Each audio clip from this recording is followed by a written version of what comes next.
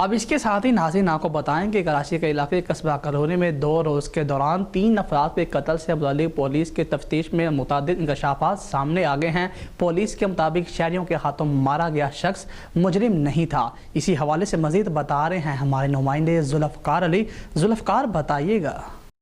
جی بالکل، اس حوالے سے پولیس ذرائع کا بتانا ہے کہ پرسوں رات شہریوں کے ہاتھوں ڈاکو قرار دے کر مارا گیا شخص جرائم پیشہ نہیں تھا۔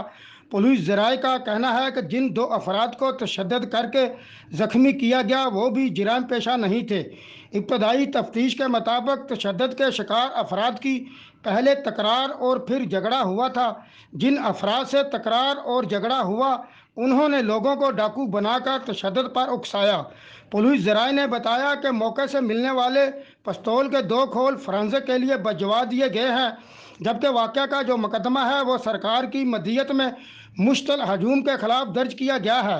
ڈاکو قرار دے کر مارے گئے شخص کے جنازے کے بعد چند افراد واقعہ کی جگہ گئے اور ان افراد نے ہنگامہ آرائی کی اور نعرے لگائے۔ ہنگامہ آرائی اور نعرے لگانے والوں پر فائرنگ سے 2 افراد ہلاک اور 1 زخمی ہوا تھا۔